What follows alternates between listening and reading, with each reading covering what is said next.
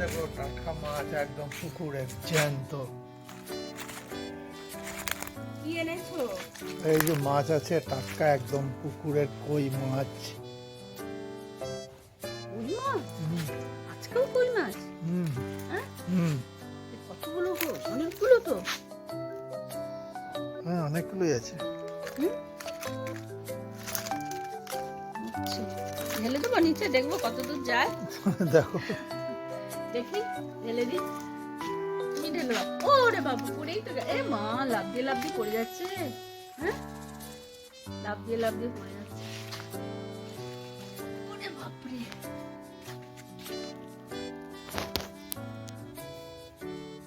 একটা রেখে দাও।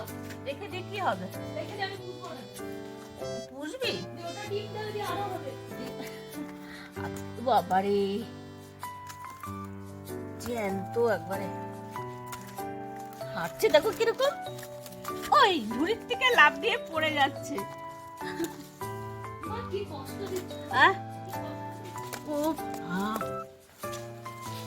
আজকে কি রান্না করবো? কালকে সেদিন তো ফুলকপি দিয়ে করেছিলাম। দই কই? তেল কই? তেল কই? তেল হ্যাঁ দই কই?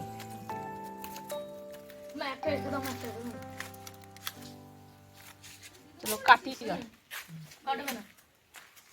না কাটলে রান্না হবে কি করে রে? একটা রেখে দাও তাহলে। একটা রেখে দাও। কাটা দেবে বাবারে।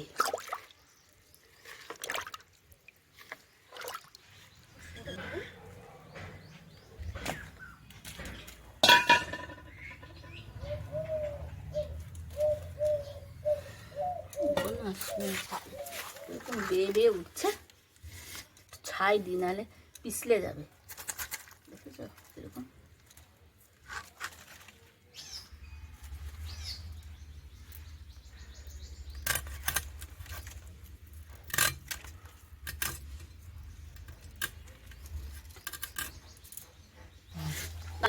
লাভ দিয়ে বেরিয়ে যাচ্ছে।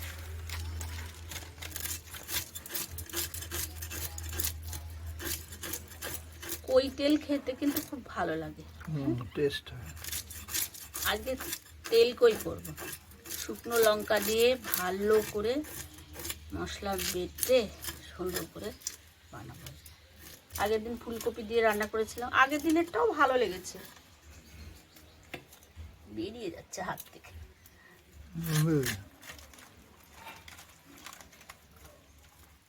লাফাচ্ছে কেন?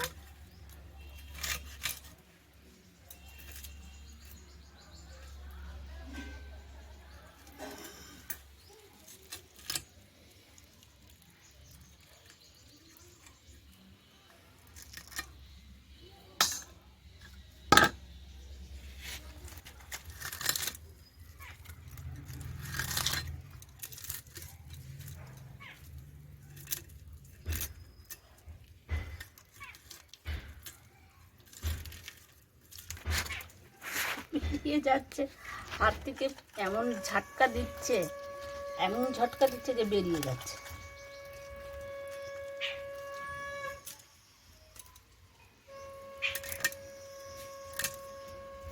এদের কঠিন জান। কই মাছের জাল বলে না, কঠিন জাল।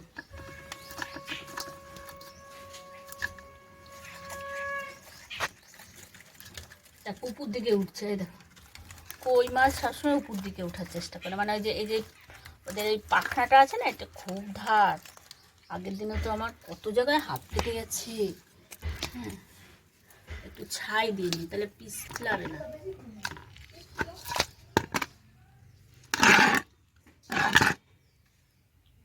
কই মাছ কাটা আমার হয়ে গেল, আর প্রত্যেকটা মাছ জ্যান্ত। তারপরে আমি এবারে ধুয়ে নিচ্ছি। কীভাবে ধুবো? এভাবে কলের মধ্যে যে ঝুড়িটা আছে না, ঝুড়ির মধ্যে কই মাছগুলো একটু ঢাকি দেবো।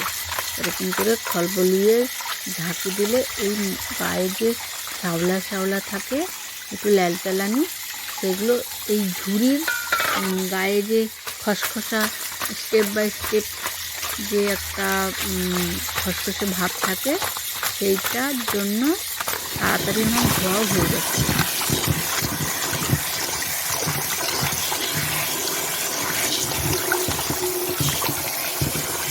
এখানে তো আর পুকুর পাবো না, পুকুরে হলে অনেক জল থাকে, তার মধ্যে খালের মধ্যে করে ঝাঁকি দিয়ে দিয়ে মাছ ধুলে তাড়াতাড়ি মাছ ধোয়া হয়ে যায়। আমি এই গামলার মধ্যে করে গামলার মধ্যে জল আর ঝুড়ির মধ্যে মাছগুলো নিয়েছি, নিয়ে পরে খল বলিয়ে 2-4 বার ওই ঝাঁকি দিলাম, এই মাছগুলো আমার তাড়াতাড়ি ধোয়াও হয়ে গেল।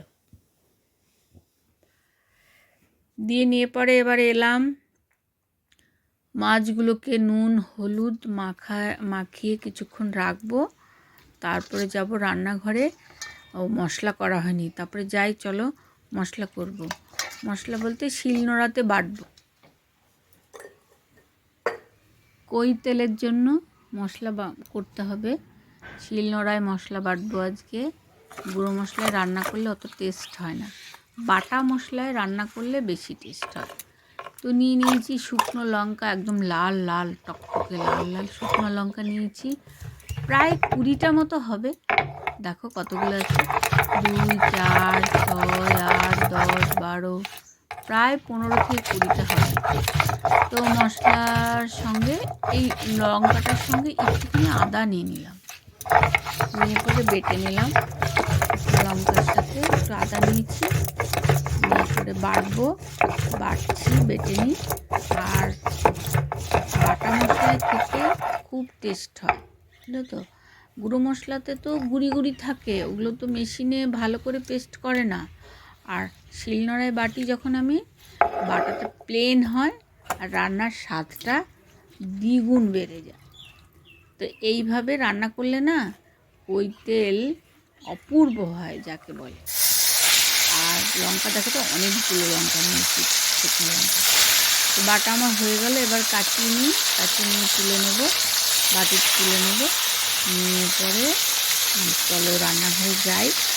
আর বন্ধুদের সঙ্গে কথা বলা হয়নি, আমরা সবাই কেমন আছো, আশা করছি ঈশ্বরের কৃপায় সবাই ভালো আছে, তো সুস্থ। ভিডিওটা আমার দেশ বা বিদেশ যেখান থেকে দেখো না কেন, একটা লাইক দিয়ে দেখলে আমার মনটা খুব ভালো লাগবে।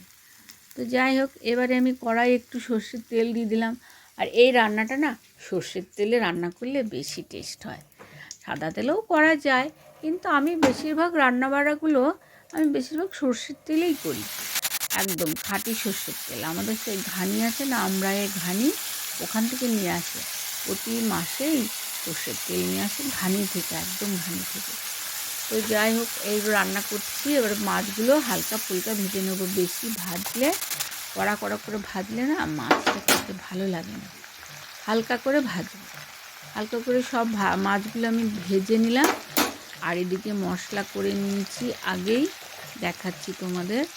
আর ফোড়ন দেবো কি আমি বলছি, আমি বেশি কিছু ফোড়ন দেবো না। এদিকে দেখো মশলা তো লঙ্কা বাটা আছে, তার সাথে একটুখানি জিরে বাটা করে নিলাম, আর একটু টমেটো দিয়ে, আর এদিকে একটা তেজপাতা আর সাদা জিরে ফোড়ন দিলাম। এবার মশলাটা না খুব সুন্দর করে কষিয়ে নেবো। আর একটু মিষ্টি ছড়িয়ে দিয়েছিলাম, চিনি আর কি, তো দেখানো হয়নি, তো দিয়ে দিলাম। দিয়ে এবারে ওটা হচ্ছে তোমার জিরে বাটাটা ওইটা, আর এটা হচ্ছে শুকনো লঙ্কাটা অর্ধেকটা দিলাম, আর অর্ধেকটা দিয়ে এখন কষিয়ে নিচ্ছে, আর খানিকটা রেখে দিলাম, একটু পরে আবার দেবো। দিয়ে পরে ওই যে মশলাটা আর 1 চামচ দিয়ে দিলাম, দেখলাম একটু কম লাগছে, তার দিয়ে দিলাম হলুদ পরিমাণ মতো, রং বুঝে, যে হলুদের ধরো অল্প একটু দিলেই রং হয়ে যায়, যে রান্না করে না সে বুঝে যায়, রাঁধুনি যে মানে ঘরের মহিলারা যে রান্না করে যে সে বুঝে যায় কোন হলুদটা কতটা লাগবে। চামচের মাপে ছাড়াও এমনিতেও নিজের মাপ একটা আছে। তো যাই হোক, আর এর মধ্যে দিয়ে দিলাম গোটা দেবো আর কি, গোটা গরম মশলা ফোড়ন দেবো। একটা তেজপাতা ফোড়ন দিয়ে দিচ্ছি, দিয়ে এটা ভালো করে কষিয়ে নেব। আমার গলাটা ভারী ভারী লাগছে না, অনেক রাত হয়ে গেছে, আমি রাতেই ভিডিওতে কথা দিই আর কি, ভয়েস দিই। প্রায় 11টা বাজে, এই রান্নাবাড়ি খাওয়া দাওয়া আমাদের সব কমপ্লিট, সবাই শুরু করেছে, আর আমি এদিকে ভয়েস দিচ্ছি, ভিডিওতে ভয়েস দিচ্ছি। বললাম না মশলাটা আমি একটু কষিয়ে নিয়েছি, নিয়ে পরে আবার লাস্টের দিকে একটু লঙ্কাটা দিয়ে দেবো, তাহলে একটু লাল লাল ভাব থাকবে। দিয়ে দিলাম 1 চামচ, আর 1 চামচ লঙ্কা দিয়ে দিলাম, লঙ্কা বাটা দিয়ে দিলাম, দিয়ে একটুখানি কষিয়ে নেবো। কষিয়ে নিয়ে আমি ওইদিকে এই যে বললাম না গোটা গরম মশলা দেবো কিছু, ওই যে একটা এলাচ, 2টো লবঙ্গ, কয়েকটা টুকরো ছোটো ছোটো টুকরো দারচিনি দিয়ে দিলাম। দিয়ে এর সঙ্গে একটু নাড়াচাড়া করে অল্প জল দেবো, বেশি খুব একটা জল দেবো না, এটা তো তেল কই বেশি জল লাগে না, অল্প জল দিতে হয়, একটু মশলাটা